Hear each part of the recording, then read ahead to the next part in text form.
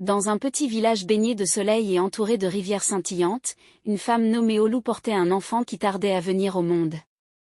Les femmes du village, qui suivaient attentivement sa grossesse, chuchotaient entre elles.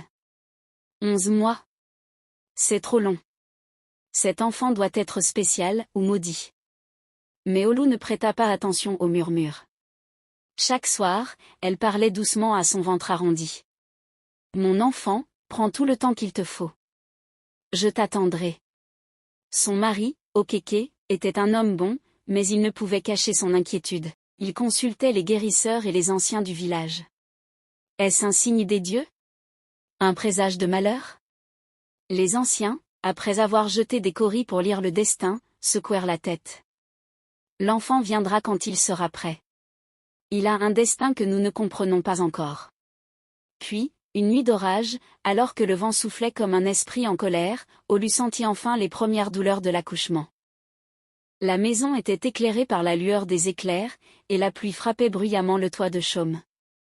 Aoka, la sage-femme la plus expérimentée du village, arriva en hâte, ses vieilles mains tremblantes mais sûres d'elle. Respire, Olu. Ton enfant est enfin prêt. Les heures passèrent dans une tension silencieuse. Puis, enfin, un cri perça la nuit. Mais lorsqu'Aoka prit l'enfant dans ses bras, son souffle se coupa un instant. Amarachi, la fille d'Olu, n'était pas comme les autres. Elle était née avec les attributs des deux sexes. Le cœur battant, Aoka posa le bébé sur la poitrine d'Olu et chuchota, « Elle est unique. Garde-la bien. » Olu, fatiguée mais comblée, serra son enfant contre elle, sans savoir que ce jour marquerait le début d'un destin hors du commun. Dès le lendemain, Okeke, en voyant son enfant, sentit une onde de peur le traverser. Que dira le village? Que diraient les dieux? Olu prit sa main avec douceur. Elle est notre fille. Nous devons la protéger. Ils firent alors un pacte avec Aoka. Garde ce secret, et nous t'offrirons un terrain fertile. Aoka hocha la tête, le cœur lourd. Je promets. Ainsi, Amarachi grandit dans l'amour de ses parents, mais aussi sous l'ombre d'un secret fragile comme du verre. Dès son plus jeune âge, Amarachi comprit qu'elle était différente. Elle évitait de se baigner avec les autres enfants, trouvant toujours une excuse pour rester près de la maison. Quand les filles du village riaient et s'amusaient en tissant des couronnes de fleurs, elle souriait mais gardait une certaine distance. « Pourquoi ne viens-tu pas avec nous au ruisseau ?» demanda un jour Kashi, sa meilleure amie. Amarachi haussa les épaules. « J'aime juste être seule, c'est tout. » Mais en vérité, elle avait peur. Peur que quelqu'un découvre son secret. Elle apprit à être prudente, à calculer chacun de ses mouvements. Pourtant, malgré cette distance invisible, tout le monde l'aimait. Elle était douce, intelligente et d'une beauté éclatante. Cette fille est une bénédiction, disaient les anciens. Mais Amarachi savait que la bénédiction pouvait vite se transformer en malédiction si la vérité était dévoilée. Les années passèrent et Amarachi devint une jeune femme admirée. C'est alors que Tar, un jeune homme fort et respecté, tomba sous son charme. Un jour, il se présenta devant Okeke. « J'aimerais épouser votre fille. » Okeke sentit son cœur se serrer.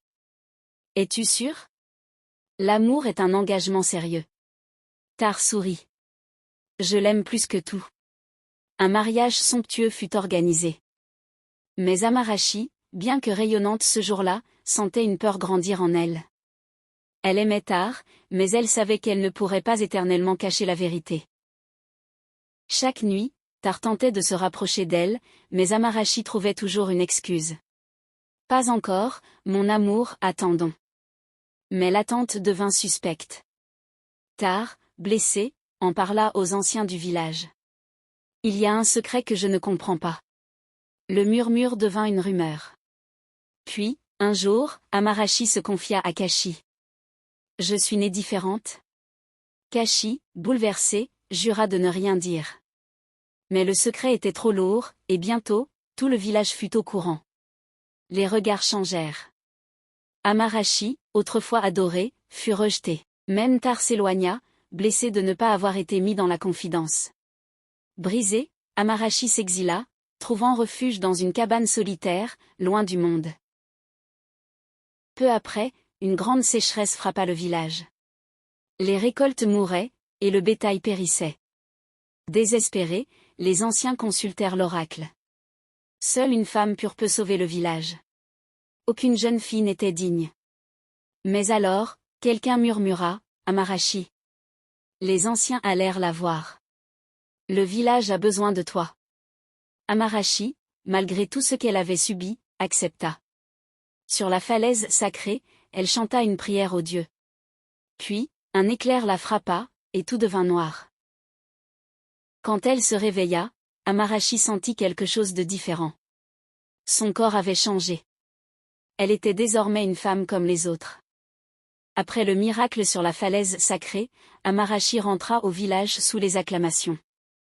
Les anciens s'inclinèrent devant elle, reconnaissant son destin hors du commun. Mais si beaucoup l'admiraient, d'autres restaient sceptiques. Certains murmuraient encore, est-ce vraiment un don des dieux, ou une illusion? Amarachi, bien qu'accueillie en héroïne, sentait encore le poids du passé. Elle savait que la route vers l'acceptation complète serait longue. Un soir, alors que la lune était pleine, un vieil oracle, Abiona, s'approcha d'Amarachi. Les dieux ne t'ont pas transformé par hasard. Tu dois encore prouver ta valeur. Amarachi fronça les sourcils. Que dois-je faire? Abiona jeta des cauris et regarda leur position avec gravité. Un esprit maléfique hante la forêt interdite. Il empêche nos chasseurs d'y entrer et vole notre bétail. Seule une âme pure peut le confronter. Amarachi hésita. Après tout ce qu'elle avait traversé, devait-elle encore se sacrifier pour le village? Mais en regardant sa mère, Olu, et son père, Okeke, qui lui souriait avec fierté, elle sut qu'elle n'avait pas le choix. J'irai. Armée d'une lance sacrée, Amarachi entra seule dans la forêt. L'air y était lourd, et une brume épaisse recouvrait le sol. Elle avançait prudemment lorsqu'une voix s'éleva entre les arbres. « Pourquoi viens-tu troubler mon royaume ?» Un immense esprit apparut, mi-homme, mi-bête, avec des yeux rougeoyants. Amarachi planta fermement ses pieds dans le sol. « Ce n'est pas ton royaume. Tu voles et terrorises mon peuple. Je suis venu te chasser. » L'esprit éclata de rire. « Petite fille, tu n'es pas assez forte. Tu es une erreur de la nature. » Les mots frappèrent Amarachi comme des lames, réveillant ses anciennes blessures. Mais au lieu de flancher, elle prit une profonde inspiration. « Non. Je suis un don des dieux. Et je vais te montrer pourquoi. » L'esprit chargea, mais Amarachi esquiva avec agilité. Elle se souvenait des entraînements avec son père, des jeux de vitesse avec les enfants du village. Avec grâce, elle frappa l'esprit avec sa lance, mais l'arme traversa son corps comme une ombre. « Tu ne peux pas me blesser, idiote. » Amarachi comprit alors que la force brute ne suffirait pas. Elle ferma les yeux et se concentra sur l'énergie qui vibrait en elle. Puis, elle se mit à chanter la même prière que celle qui avait changé son destin sur la falaise sacrée. Le sol trembla. L'esprit hurla et recula.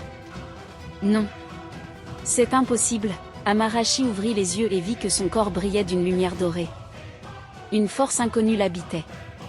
Avec un cri puissant, elle tendit ses mains vers l'esprit. Un éclair jaillit, frappant la créature en plein cœur. Dans un dernier cri, l'ombre se dispersa dans le vent. La forêt redevint silencieuse. Le danger était écarté. Lorsqu'Amarachi revint au village, portant la tête d'une bête symbolique en trophée, le peuple éclata en cris de joie. Les anciens s'agenouillèrent devant elle. « Tu es plus qu'une femme. Tu es notre guide. » Une cérémonie fut organisée. Sous la bénédiction d'Abiona, Amarachi reçut un titre sacré, gardienne des destins. Désormais, elle ne serait plus seulement la fille spéciale d'Olu. Elle était la protectrice du village, celle qui reliait le monde des hommes et celui des esprits. Les jours passèrent, puis les lunes, et Tar, fidèle à sa promesse, ne cessa de prouver son amour pour Amarachi. Mais elle, marquée par son passé de rejet et de douleur, n'était pas prête à céder aussi facilement. L'amour ne se réclame pas, Tar. Il se mérite. Tar acquiesça sans protester. Il savait que son amour pour Amarachi n'avait jamais faibli, mais qu'il lui fallait la convaincre, non par des mots, mais par des actes. Amarashi, qui avait toujours vécu sous l'œil méfiant des siens, décida de soumettre Tar à des épreuves. Si son amour était vrai, il tiendrait bon. Première épreuve, le voyage au-delà des terres connues. Un matin, Amarashi dit à Tar, « Si tu veux partager mon destin, alors tu dois connaître ma souffrance. Va au-delà des montagnes sacrées et rapporte-moi un objet précieux, mais non fait d'or ni d'argent. » Sans hésiter, Tar se mit en route. Le voyage était périlleux. Il traversa des rivières en furie, affronta des bêtes sauvages, mais ne renonça jamais. Après plusieurs jours, il revint avec une simple pierre polie par les flots. Voilà ce que j'ai trouvé. Ce n'est pas un trésor au sens matériel, mais elle a été façonnée par le temps et les épreuves, comme toi. Amarashi prit la pierre, l'observa longuement, et hocha la tête, satisfaite. Deuxième épreuve, la patience et l'humilité. Pendant plusieurs semaines, Amarashi refusa de parler à Tar, l'ignorant comme jadis il l'avait ignoré. Mais il ne se détourna pas. Chaque jour, il venait devant sa case, silencieux, lui apportant de l'eau et des fruits, puis repartait sans un mot. Une nuit, sous la pleine lune, Amarashi sortit enfin et lui demanda, « Pourquoi persistes-tu ? Je pourrais ne jamais t'accepter. » Tar sourit doucement. L'amour n'a pas besoin de réponse immédiate. Il attend, il endure, et il espère. Amarashi sentit son cœur vaciller. Troisième épreuve, le courage face au danger. Un soir, des cris éclatèrent dans le village. Une bête féroce, un lion des montagnes, rôdait aux abords des huttes, menaçant les enfants. Avant même qu'Amarashi ne réagisse, Tar s'élança avec une lance. Le combat fut acharné. La bête le blessa, mais il tint bon, jusqu'à ce que finalement, avec une habileté farouche, il parvienne à terrasser l'animal. Il revint vers Amarashi, le flanc ensanglanté mais debout, les yeux brûlants de détermination. « Je ne fuirai plus jamais. » C'était la dernière épreuve. Amarashi s'approcha lentement et posa une main sur sa poitrine. « Tar, tu as prouvé ta valeur. » Un silence tomba entre eux, chargé d'émotion. Puis, elle leva la pierre qu'il lui avait ramenée et la serra contre son cœur. « Cette pierre, comme toi, a résisté au temps et aux épreuves.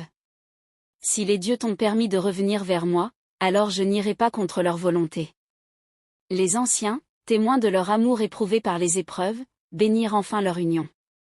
Ce soir-là, le village célébra leur mariage une seconde fois, mais cette fois, sans crainte ni doute. Amarashi et Tar ne furent plus seulement deux âmes liées par le passé, mais deux cœurs unis par la force du destin. Et ainsi, leur histoire devint une autre légende, contée sous les étoiles à chaque génération.